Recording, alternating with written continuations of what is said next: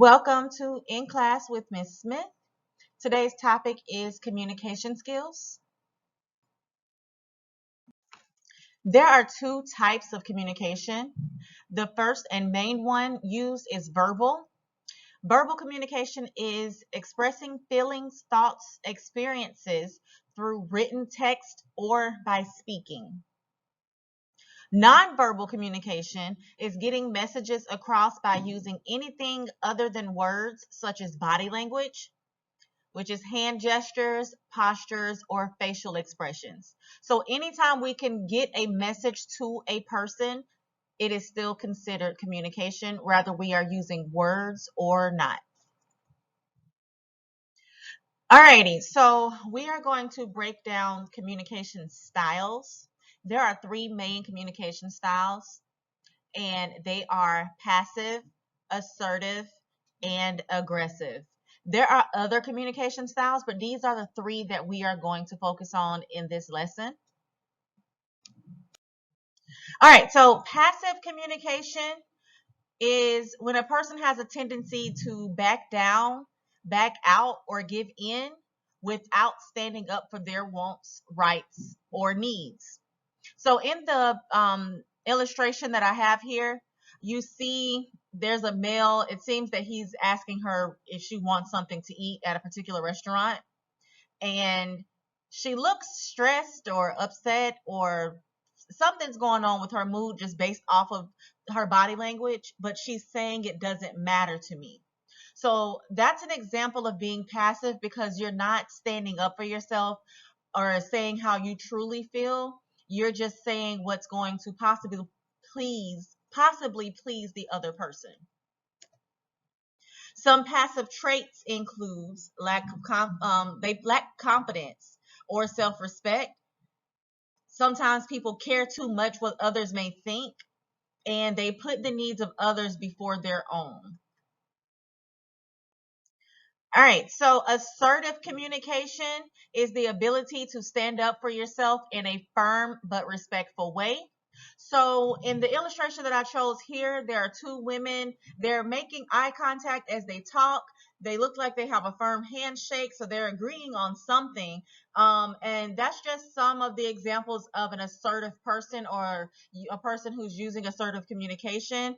These types of people or people who use assertive communication, they say what they need to say, but they do these things in a respectful manner, while still having the ability to stand up for themselves. So some assertive traits would be a person who's very confident. They speak up for themselves and others, and they know how to express themselves without starting any kind of conflict, such as an argument or a fight. They still get their point across. All right, so the next style is aggressive. Um, the picture that I chose here is a woman who has a man pretty much pinned up to a wall while she's pointing her finger and she's clearly fussing at him or yelling at him. So an aggressive communication is overly forceful, pushy, or hostile, which and it's usually in an attacking approach. So some traits that goes along with aggressive communication: the tendency to offend or hurt others' feelings. They are usually disrespectful with their tone and their choice of words, and they are very careless of others. They're not trying to make sure to not offend someone else. They're not trying to make sure to not disrespect someone else. They are just very careless with their choice of words. All right, so one thing I want to point out is in order for communication to take place, there must be a sender and there must be a receiver. So if there's only a sender, that means no one's receiving that message, so that is not full communication. And of course, a person can't receive anything unless it is sent. So in order for communication to take place, there has to be a sender and a receiver. Now, between the two, their roles can switch because the message can be sent out and then the person that's receiving it can give feedback, which now makes the other person the receiver. So in the diagram here, it's a circular motion because it can go back and forth between the two people. Alrighty, so as we can see, there are many ways to communicate with others. Of the three, passive, assertive, and aggressive, I hope that you were able to pick up that assertive would be the healthiest style of communication because a person is able to stand up for themselves while also being respectful and maintaining the relationship with the person that they're communicating with. One big thing that happens during communication is mixed messages. And this is when your words are saying one thing, but your body language, hand gestures, or your facial expressions are saying another. So a person can be angry, for example, but when you ask them if they are okay, they may say, I'm fine. So they're being passive, and that's also sending mixed messages. So a lot of times we end up in conflicts with other people, and it's usually because of how our message was received. So we should all be able to be assertive and express our feelings to someone while still maintaining our relationships. One big way and one example of assertiveness is using iMessages. So you may think that iMessages is the little blue messages that we receive on an iPhone. But in this case, iMessage is a statement that presents a situation from the speaker's point of view. So when you are approaching a situation or a conflict, it's important to use iMessages.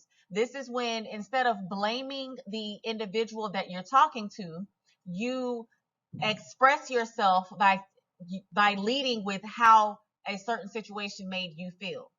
So the example here in the picture gives you a fill in the blank model of how to express yourself using iMessage. I feel hurt when you yell at me because it makes me feel that I'm not important. Can you please lower your tone when speaking to me so that I don't feel this way?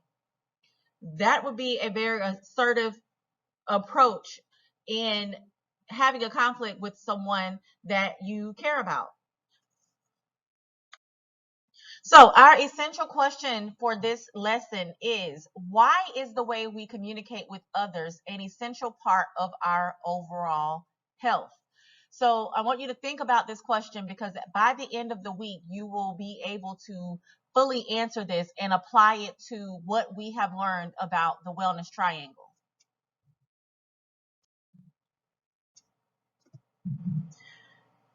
I want to leave you with this quote, and it says, the single biggest problem in communication is the illusion that it has taken place. What that means is, as I explained a few slides ago, in order for communication to take place, there has to be a sender and a receiver. A lot of times, there is someone sending a message, but the person is not receiving it, and it could be because they are not using active listening skills. It could be because they are listening to respond instead of listening to comprehend. So the biggest thing I want you to take away from this is, in order to communicate, we have to make sure that we are using assertive approaches when we are trying to get our point across. And we are using active listening skills when we are the receiver so that we can understand what the person who's sending the message is trying to say. Thank you so much. I hope you have enjoyed this lesson. And please check Teams for your assignments and activities.